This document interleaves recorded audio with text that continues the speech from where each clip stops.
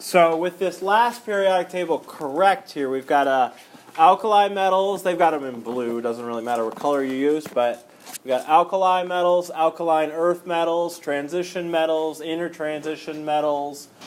These are all metalloids. Didn't really go into the specific families much over here, but we've got metals.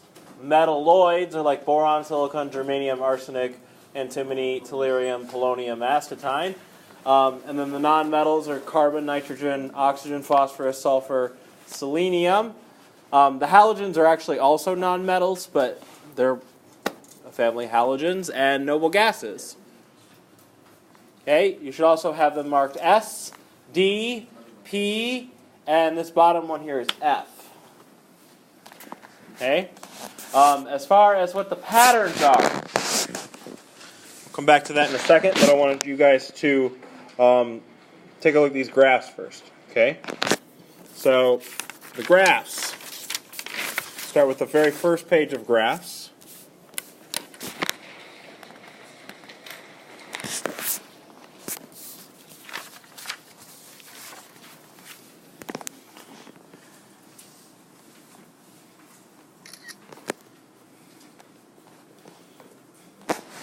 Okay.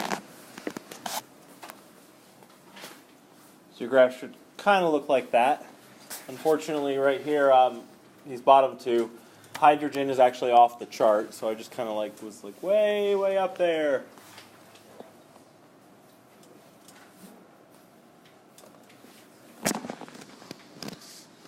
Okay.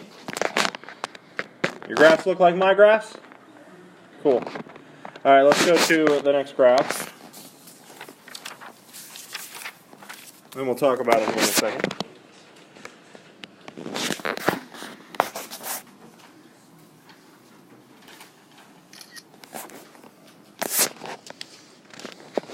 Okay.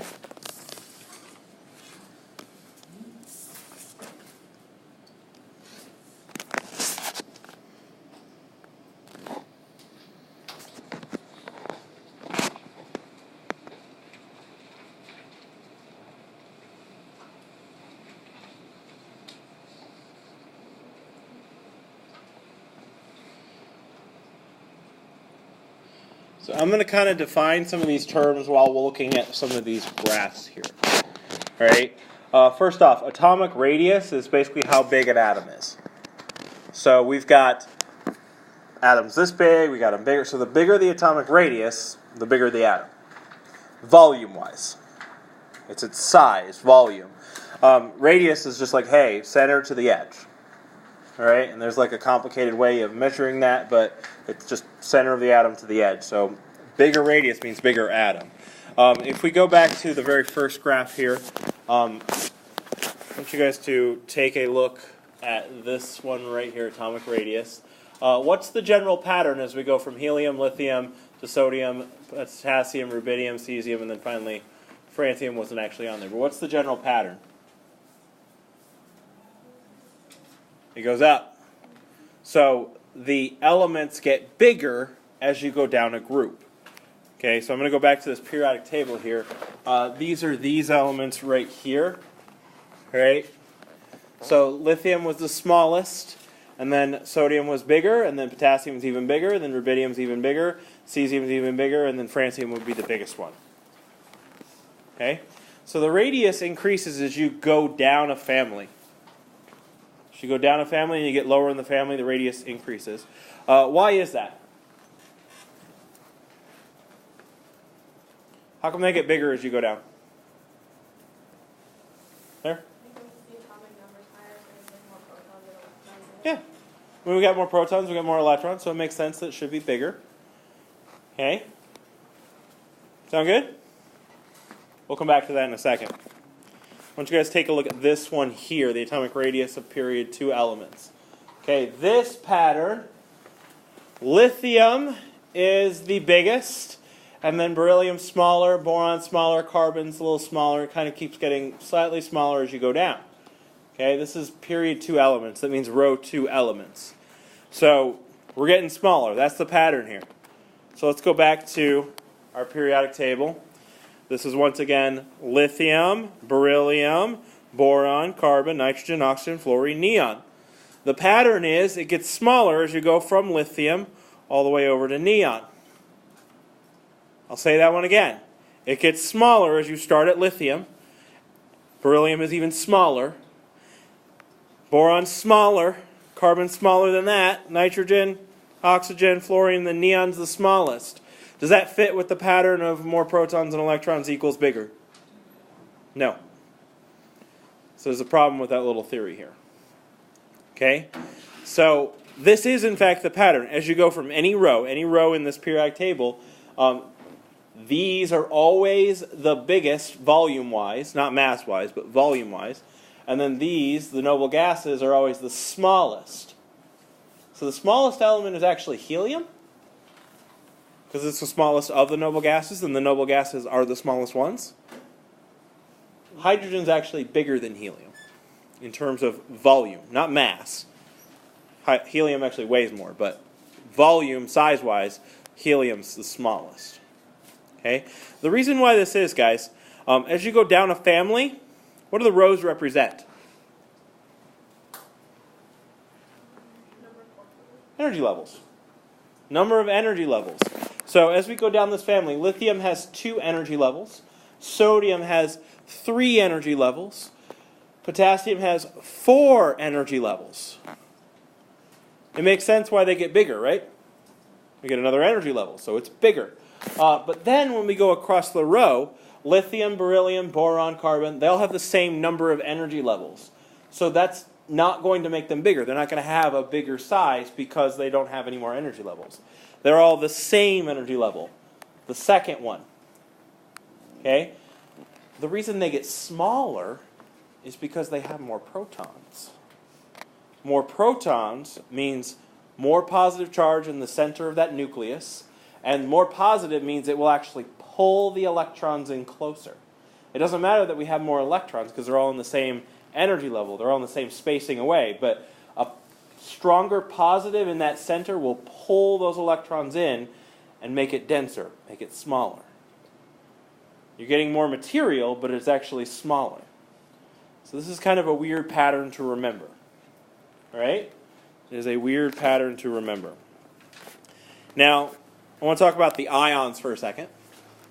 Ionic radius is exactly the same thing as atomic radius, except we're talking about ions this time. That means that they've got charges, so they've either gained or lost electrons. All of these examples here become positive 1 because they are the alkali metals. They typically form positive 1. So they all are positive 1 ions. It's the exact same pattern, though, as the atomic radius. You guys see that? It increases as you go down a family.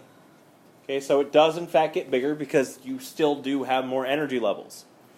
So there's no difference between these two patterns except for one thing. If you compare these to each other, like for example, let's compare lithium here to lithium here. It's smaller. Why do you guys think it's smaller? Why is it when it's normal atom and then you turn it into an ion, it's charged, why do you think it gets smaller? Yeah? No, it's not because it's pulling it closer. What's an ion?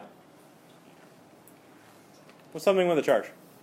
What happens to it to get a charge? Yeah. Doesn't it lose something? Yeah. It loses something. What does it lose? Electrons. Yeah. So a positive 1 ion means it's actually lost an electron. So lithium normally has 3 protons and 3 electrons. To be a positive 1 charge, that means it's got 3 protons still, but now it only has 2 electrons. It's got more positive than negative now. So a positive 1 charge, it's lost an electron. So it is in fact now smaller than it was before. Make sense? What will happen if we gain an electron? It'll be negative, but what do you guys think will happen to the size? It should be bigger. Okay? So I'm going to go to the period one here. If we look at this guy here. these are the positives, and they are in fact smaller than what they were before. Like lithium this is the size of lithium before, and now this is the size of lithium now. So they're smaller because they're all positive. But look what happens once we get to the negatives. The nitrogen family forms a -3, and it jumps. It's huge. In fact, nitrogen was this big before, but now it's this big. So it's bigger because now it's got more electrons in it. It's gaining electrons. But other than that, it still follows like the same pattern. Like we get more protons now. Nitrogen and oxygen actually have the same number of electrons, so more protons kind of pulls it in. So it's actually smaller. Oxygen with a -2 is smaller than nitrogen with a -3. The only difference between these two atoms would be protons. They'd actually have the same number of electrons. Okay? So, same basic pattern. It gets smaller as you go across that row. Now, ionization energy is how much energy it takes to actually lose an electron. Right? So ionization energy, the energy it takes to lose an electron. This graph right here, this is a family again. It becomes easier and easier to lose an electron as the atoms get bigger and bigger. Does that make sense? If we have more electrons, would it be easier to lose electrons?